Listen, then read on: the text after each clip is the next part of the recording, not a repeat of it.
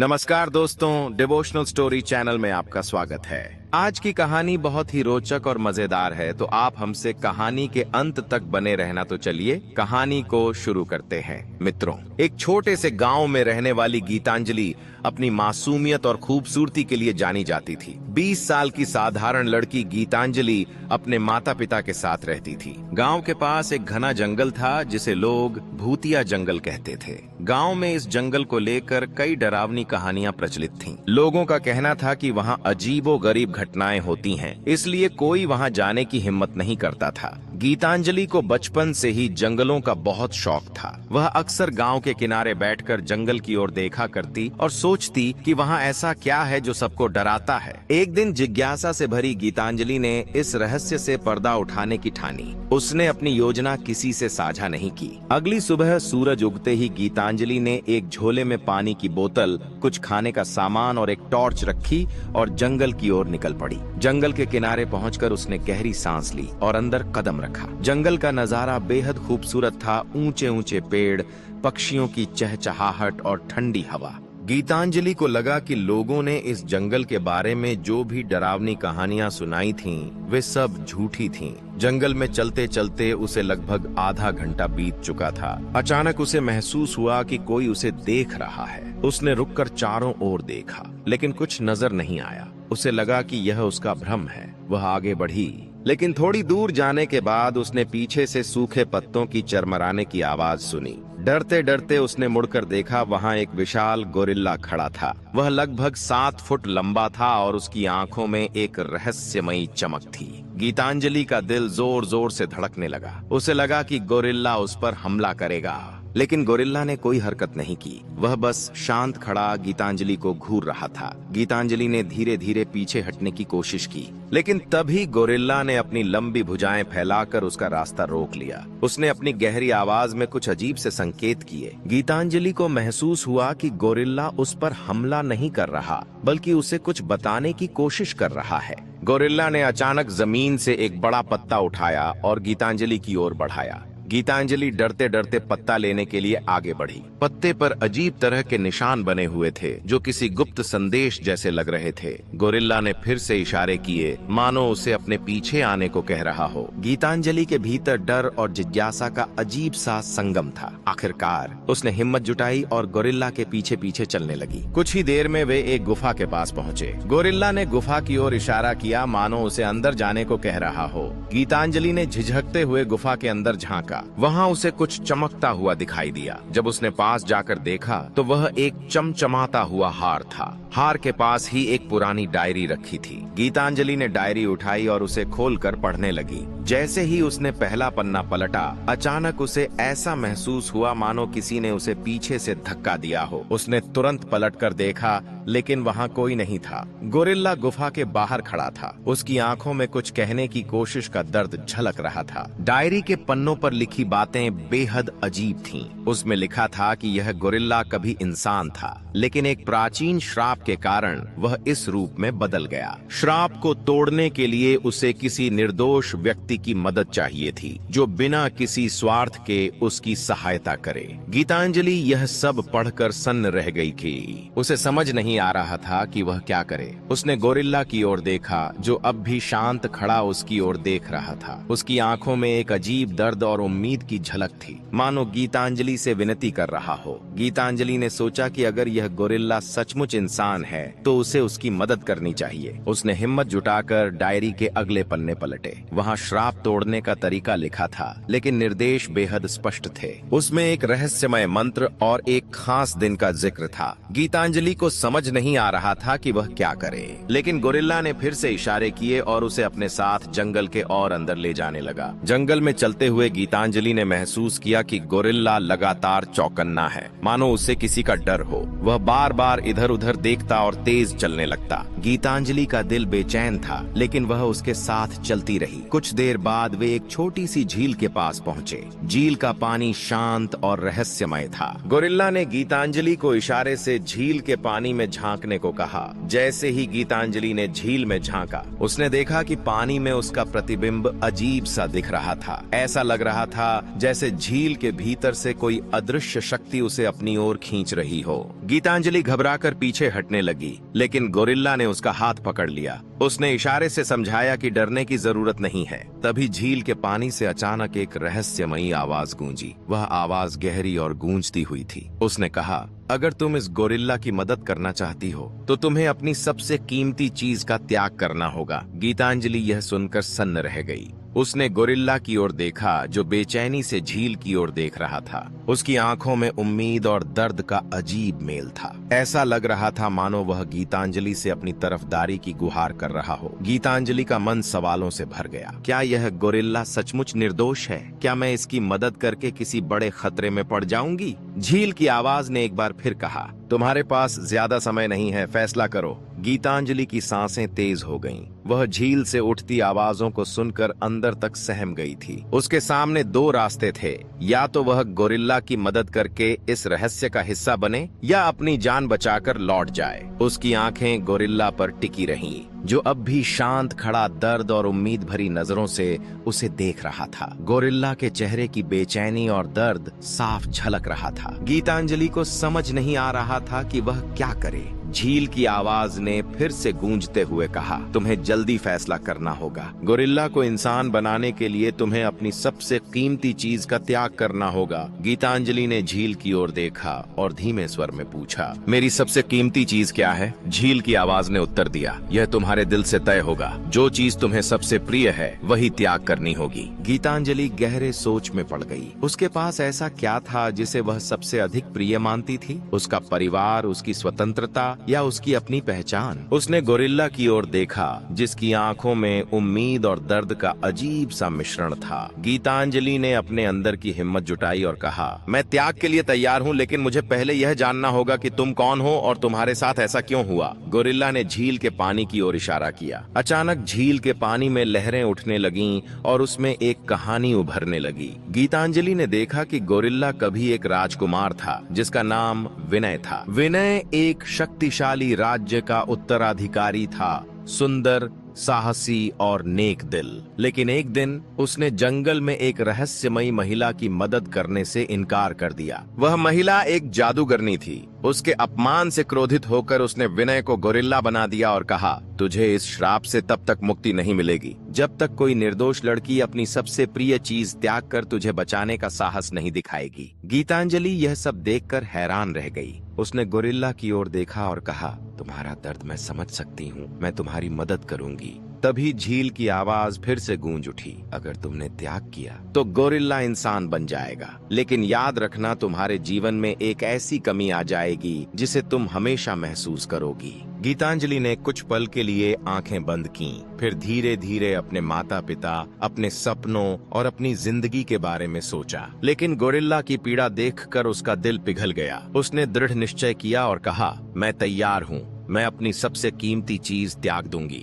झील की लहरें अचानक शांत हो गईं और एक अद्भुत रोशनी झील के पानी से उठकर गीतांजलि को घेरने लगी। गोरिल्ला भी उस रोशनी के अंदर खड़ा हो गया। गीतांजलि ने महसूस किया कि उसकी यादों का एक हिस्सा धुंधला हो रहा था। रोशनी ने उसे संबोधित किया, क्या तुम जानती हो कि तुम किस चीज का त्याग कर रही हो? गीतांजलि ने उत्तर दिया, नहीं, लेकिन मैं इसके लिए तैयार हूँ। जैसे ही उसने यह कहा, रोशनी चारों ओर फैलने लगी। गोरिल्ला का शरीर कांपते हुए छोटा होने लगा। उसके लंबे हाथ और पैर सिकुड़ने लगे और उसकी भारी काया हल्की हो गई। वह धीरे धीरे एक इंसान में बदलने लगा। गीतांजलि ने देखा कि गोरिल्ला अब एक सुंदर और साहसी युवक में बदल चुका था। वह युवक विनय था, जिसने गीतांजलि की ओर देखा और उसकी आंखों में कृतज्ञता के आंसू थे। उसने कहा, तुमने मेरे लिए जो कुछ भी किया उसके लिए मैं हमेशा तुम्हारा आभारी रहूंगा। तभी गीतांजलि को महसूस हुआ कि कुछ अजीब हो रहा है। उसकी यादें धीरे धीरे धुंधली हो रही थीं। उसने खुद को, अपने माता पिता और अपने घर के बारे में सोचना चाहा, लेकिन सब कुछ धुंधला हो गया। उसने घबराकर विनय से पूछा, मुझे क्या हो रहा है? विनय ने दुख भरे स्वर में कहा, तुमने अपनी सबसे कीमती चीज यानी अपनी यादें त्याग दी हैं। अब तुम अपने परिवार, अपने घर और अपनी पुरानी जिंदगी को भूल जाओगी। गीतांजलि के लिए यह अत्यंत कठिन था। उसने विनय से कहा, मैंने यह सब तुम्हारे लिए किया साहब, लेकिन क्या अब मैं अपने परिवार को कभी नहीं देख पाऊंगी?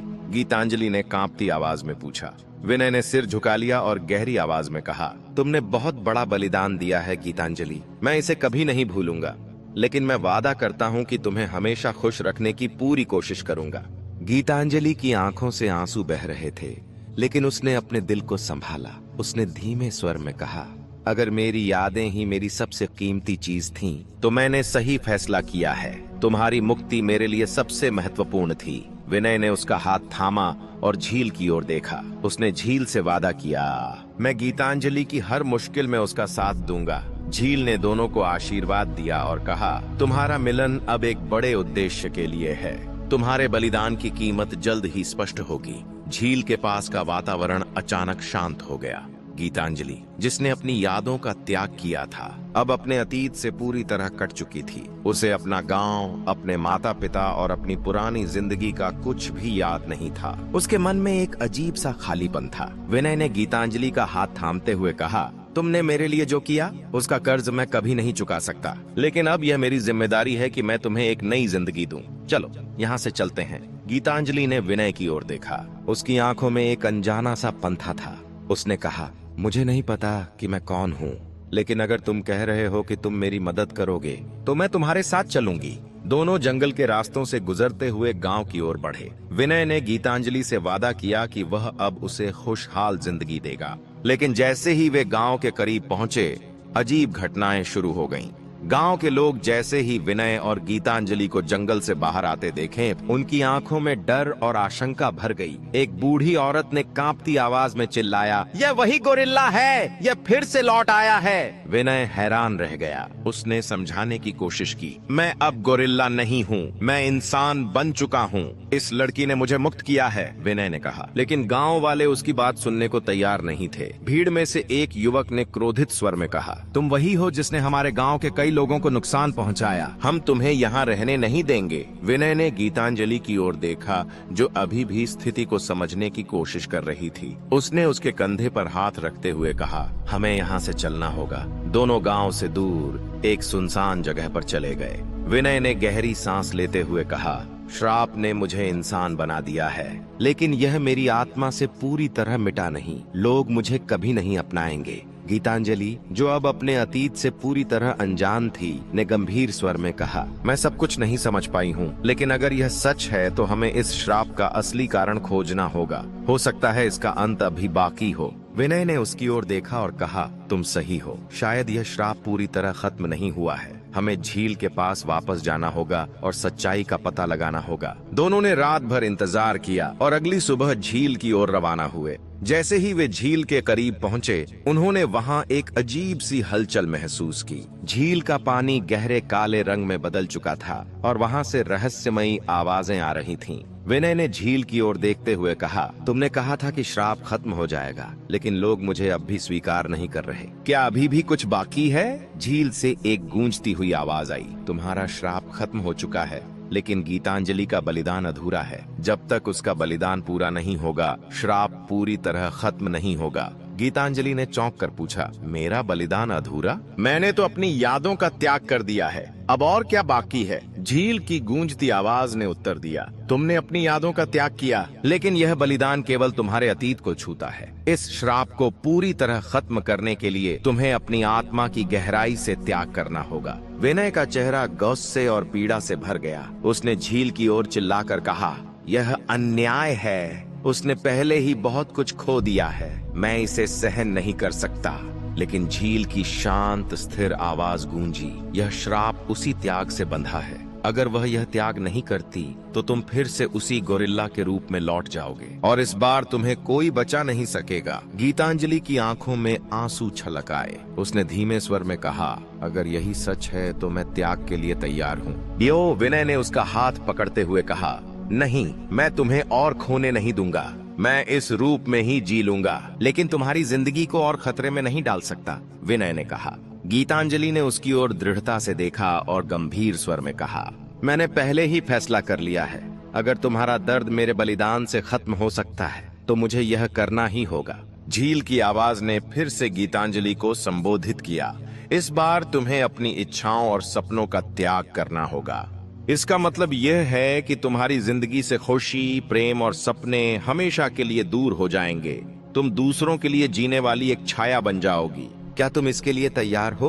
गीतांजलि ने बिना किसी झिझक के कहा, हाँ, मैं तैयार हूँ। झील से अचानक एक तेज रोशनी उठी जिसने गीतांजलि को चारों ओर से घेर लिया। रोशनी इतनी तेज थी कि विनय को अपनी आंखें ढकनी पड़ी। गीतांजलि के चेहरे पर दर्द साफ झलक रहा था और उसका शरीर कांपने लगा। विनय ने रोते हुए और चिल्लाते हुए कहा, नहीं, इसे रोको। लेकिन झील की प्रक्रिया रुकने वाली नहीं थी। रोशनी बढ़ती रही और गीतांजलि का शरीर धीरे धीरे हल्का और कमजोर होता गया। जब रोशनी थमी तो गीतांजलि जमीन पर गिर पड़ी। विनय ने उसे संभाला और गहरी सांस लेते हुए कहा, गीतांजलि, तुम ठीक हो? गीतांजलि ने उसकी ओर देखा लेकिन उसकी आंखों में कोई भावना नहीं थी। उसने धीमी आवाज में कहा, अब मैं सिर्फ तुम्हारे लिए हूँ। मेरी जिंदगी का एकमात्र उद्देश्य तुम्हारा साथ देना है। विनय समझ गया कि गीतांजलि ने अपनी हर इच्छा, हर सपना त्याग दिया है। वह अंदर से टूट चुका था। उसने गीतांजलि का हाथ थामते हुए कहा, मैं तुम्हारी इस कुर्बानी को कभी व्यर्थ नहीं जाने दूंगा। लेकिन वह ठहर गया, फिर बोला, क्या झील ने हमें सच में सारा सच बताया है या इस कहानी में अभी भी कोई बड़ा रहस्य छिपा हुआ है? गीतांजलि का चेहरा शांत था लेकिन उसकी आंखों में किसी भी तरह की भावना का नामो निशान नहीं था। वह विनय के पास खड़ी थी मगर ऐसा लग रहा था जैसे वह अब एक जिंदा इंसान नहीं बल्कि एक खाली खोल बन चुकी हो। विनय ने उसे देखते हुए कहा, गीतांजलि, मैंने तुम्हारे लिए ऐसा कभी नहीं चाहा था। यह सब मेरी वजह से हुआ है। मैं तुम्हें इस हालत में नहीं देख सकता। गीतांजलि ने धीमे स्वर में कहा, अब मेरी कोई इच्छा नहीं है, कोई सपना नहीं है। मेरी जिंदगी का मकसद केवल तुम्हारी मदद करना है। विनय का दिल मानो 1000 टुकड़ों में बंट गया। उसने झील की ओर देखते हुए चिल्लाकर कहा, क्या यही तुम्हारा न्याय है? मैंने जो गलती की थी उसकी सजा मुझे मिली, लेकिन इस लड़की ने तो सिर्फ भलाई का काम किया। उसे इस तरह क्यों भुगतना पड़ रहा है? झील की आवाज फिर से गूंजी, शांत लेकिन गहरी, विनय, यह श्राप तुम्हारी गलती का परिणाम था, लेकिन गीतांजलि ने अपनी मर्जी से इस बलिदान को चुना है। हर श्राप की जड़ केवल सतह पर नहीं होती, यह किसी के कर्मों की गहराई में छिपी होती है। फिर विनय ने झील की ओर देखते हुए पूछा, क्या इसका मतलब है कि इस श्राप के पीछे अब भी कोई सच छिपा हुआ है? झील की आवाज गंभीर हो गई, अगर तुम इस श्राप की असली जड़ तक पहुंचना चाहते हो तो तुम्हें अपने अतीत की ओर लौटना होगा। विनय ने सवाल किया, मेरे अतीत में ऐसा क्या है जिसे मैंने जानने से चूक गया? झील ने गंभीर स्वर में उत्तर दिया, तुम्हारा श्राप केवल जादूगरनी की नाराजगी का परिणाम नहीं था। इसके पीछे एक और गहरा रहस्य है। जादूगरनी ने तुम्हें गोरिल्ला इसलिए बनाया क्योंकि उसने तुम्हारे परिवार से एक पुराना हिसाब चुकता करने का फैसला किया था। विनय चौंक गया और हैरान होकर बोला, पुराना हिसाब? यह कैसे संभव है? झील ने उत्तर दिया, तुम्हारे पूर्वजों ने कई साल पहले जादूगरनी के गांव पर हमला किया था। उन्होंने उसके लोगों को नुकसान पहुंचाया और उसके परिवार को नष्ट कर दिया। जादूगरनी ने उस दिन शपथ ली थी कि वह तुम्हारे परिवार को इसका परिणाम भुगतने पर मजबूर करेगी। तुम्हारे पिता ने उसे रोकने की कोशिश की थी, लेकिन यह श्राप तुम्हारे हिस्से में आया। विनय को यह सुनकर गहरा झटका लगा। अब उसे समझ में आया कि यह सिर्फ उसकी गलती नहीं थी बल्कि उसके परिवार के कर्मों का भी परिणाम था। उसने झील से पूछा, अगर यह सच है तो मैं इस श्राप को पूरी तरह से खत्म कैसे कर सकता हूँ? झील ने उत्तर दिया, तुम्हें जादूगरनी को ढूंढना होगा और उससे माफी मांगनी होगी, लेकिन यह आसान नहीं होगा। वह अब भी इस जंगल में कहीं छिपी हुई है और उसकी तलाश करना मौत को बुलाने जैसा हो सकता है। गीतांजलि, जो अब अपनी इच्छाओं और सपनों से मुक्त थी, बोली, मैं तुम्हारे साथ चलूंगी। तुम्हें जादूगरनी तक पहुंचने के लिए मेरी मदद की जरूरत होगी। विनय ने उसे रोकने की कोशिश की, नहीं गीतांजलि, यह बहुत खतरनाक है। लेकिन गीतांजलि ने दृढ़ता से कहा, अब मेरी जिंदगी का एकमात्र मकसद तुम्हारी मदद करना है, मुझे रोको मत। दोनों ने झील से विदा ली और जादूगरनी की तलाश में जंगल के और गहरे हिस्से की ओर बढ़ने लगे। जंगल अब और भी अंधकारमय और डरावना हो गया था। जगह जगह खतरनाक जंगली जानवरों की आवाजें गूंज रही थीं, लेकिन दोनों ने अपने कदम नहीं रोके। कुछ समय बाद उन्हें एक पुरानी और जर्जर सी झोपड़ी दिखाई दी। झोपड़ी से धुआं निकल रहा था और चारों ओर काले रंग की लताएं फैली हुई थीं। विनय ने गीतांजलि की ओर देखा और कहा, यह शायद वही जगह है। दोनों झोपड़ी के पास पहुंचे और दरवाजे को खटखटाया। अंदर से एक करक आवाज आई, कौन है? क्या तुम नहीं जानते कि इस जगह पर आना मना है? विनय ने दरवाजे के पास खड़े होकर कहा, मैं विनय हूँ। मैं तुम्हारे सामने माफी मांगने आया हूँ। मेरे परिवार ने जो कुछ भी किया उसके लिए मैं शर्मिंदा हूँ। कृपया मेरा श्राप खत्म कर दो। दरवाजा खुला और एक बूढ़ी औरत बाहर आई। उसके बाल सफेद और बिखरे हुए थे और उसकी आंखें गहरी और डरावनी थीं। उसने विनय को देखा और कहा, तुम्हें माफी मांगने के लिए यहाँ आने की हिम्मत कैसे हुई? क्या तुम्हें लगता है कि सिर्फ माफी से सब कुछ ठीक हो जाएगा? विनय ने दृढ़ता से कहा, जानता हूँ कि माफी काफी नहीं है, लेकिन मैं अपनी गलती सुधारने के लिए कुछ भी करने को तैयार हूँ। जादूगरनी ने गीतांजलि की ओर देखा और कहा, यह लड़की कौन है? क्या यह भी तुम्हारे परिवार का हिस्सा है? गीतांजलि ने शांत स्वर में उत्तर दिया, मैं इस पर अपना सब कुछ निछावर कर चुकी हूँ। अब मेरी इस दुनिया में कोई पहचान नहीं है। जादूगरनी हंस पड़ी और बोली, यह लड़की तुम्हारे लिए सबसे बड़ी ताकत और सबसे बड़ी कमजोरी है। अगर तुम सच में अपने श्राप को खत्म करना चाहते हो तो तुम्हें अपना सबसे बड़ा बलिदान देना होगा। विनय ने चौंक कर पूछा, सबसे बड़ा बलिदान? वह क्या है? जादूगरनी ने गंभीर स्वर में उत्तर दिया, तुम्हें इस लड़की को हमेशा के लिए छोड़ना होगा। विनय ने यह सुनकर गहरी चुप्पी साध ली। गीतांजलि को हमेशा के लिए छोड़ने का विचार उसके दिल को भीतर से चीरने जैसा था। उसने गीतांजलि की ओर देखा जो शांत खड़ी थी, लेकिन उसकी आंखों में अब कोई भावना नहीं थी। वह अब एक खाली खोल बन चुकी थी, जिसे केवल विनय की मदद करना ही एकमात्र उद्देश्य बन चुका था। विनय ने गहरी सांस ली और जादूगरनी से कहा, तुम्हारा प्रस्ताव असंभव है। मैंने गीतांजलि की वजह से अपनी मानवता वापस पाई है। वह मेरी सबसे बड़ी ताकत है। मैं उसे नहीं छोड़ सकता। जादूगरनी ने ठंडी हंसी के साथ कहा, तो तुम्हें यह भी स्वीकार करना होगा कि तुम्हारा श्राप कभी पूरी तरह खत्म नहीं होगा। तुम्हारी किस्मत में हमेशा अधूरी मुक्ति ही रहेगी। विनय ने गीतांजलि की ओर मुड़कर कहा, मैं तुम्हें छोड़ने का ख्याल भी नहीं कर सकता। तुमने मेरे लिए सब कुछ खो दिया। मैं तुम्हें अकेला कैसे छोड़ सकता हूँ? गीतांजलि ने शांत स्वर में कहा, अगर यही रास्ता है तो तुम इसे अपनाओ। मेरी इच्छाएं और सपने पहले ही खत्म हो चुके हैं। तुम्हारी मुक्ति मेरे लिए सबसे बड़ी बात है। विनय का दिल टूट गया, लेकिन गीतांजलि की आत्मीयता और त्याग ने उसे मजबूर कर दिया कि वह इस प्रस्ताव पर गंभीरता से विचार करे। उसने जादूगरनी से पूछा, क्या यह श्राप तब खत्म होगा जब मैं गीतांजलि को छोड़ दूंगा? जादूगरनी ने उत्तर दिया, हाँ, लेकिन याद रखो, तुम्हें उसे केवल छोड़ना नहीं है, तुम्हें उसे भूलना होगा हमेशा के लिए। और यह प्रक्रिया आसान नहीं होगी। तुम्हारे मन, शरीर और आत्मा को गहरा दर्द सहना पड़ेगा। विनय ने कुछ पल सोचा, फिर उसने अपने दिल पर पत्थर रखते हुए कहा, अगर यही एकमात्र रास्ता है तो मैं तैयार हूँ। जादूगरनी ने झोपड़ी से एक चमकता हुआ पानी का कटोरा निकाला और कहा, इस कटोरे में एक जादुई मिश्रण है। इसे पीते ही तुम्हारी यादें धीरे धीरे धुंधली हो जाएंगी। तुम गीतांजलि को भूल जाओगे, लेकिन याद रखना, यह प्रक्रिया तुम्हारे मन और शरीर पर गहरा प्रभाव डालेगी। विनय ने कटोरा हाथ में लिया। विनय ने गीतांजलि की ओर देखा। उसने कहा, मैं यह सब तुम्हारे लिए नहीं, बल्कि तुम्हारी कुर्बानी को सार्थक बनाने के लिए कर रहा हूँ। मुझे माफ करना अगर मैंने तुम्हें कभी दुख पहुँचाया हो। गीतांजलि ने हल्की मुस्कान के साथ कहा, तुम्हारे लिए मैंने सब कुछ त्याग दिया। अगर तुम्हारी मुक्ति से मेरा बलिदान सफल होता है तो मुझे कोई दुख नहीं होगा। विनय ने गहरी सांस ली और औषधि पी ली। जैसे ही उसने कटोरा खाली किया, उसका सिर घूमने लगा, उसकी आंखें बंद होने लगीं और उसके शरीर में तीव्र दर्द महसूस होने लगा। गीतांजलि ने उसे थामने की कोशिश की, लेकिन जादूगरनी ने कहा, उसे मत छुओ, यह प्रक्रिया उसे अकेले पूरी करनी होगी। विनय की यादें एक एक करके धुंधली होने लगीं। उसे गोरिल्ला बनने के दिन, झील के पास गीतांजलि का बलिदान और अंत में गीतांजलि का चेहरा याद आया। लेकिन धीरे धीरे ये सारी यादें उसकी नजरों से ओझल होने लगीं। कुछ समय बाद विनय ने अपनी आंखें खोलीं। वह पूरी तरह से अलग महसूस कर रहा था। उसे कोई दर्द नहीं था, लेकिन उसकी आंखों में एक गहरा खालीपन था। उसने चारों ओर देखा और पूछा, मैं यहाँ कैसे आया और यह लड़की कौन है? जादूगरनी मुस्कुराते हुए बोली, तुम अब आजाद हो, तुम्हारा श्राप खत्म हो चुका है, लेकिन तुम्हें यह याद नहीं रहेगा कि यह कैसे हुआ। गीतांजलि ने विनय को देखा, लेकिन अब उसकी आंखों में कोई आंसू नहीं थे।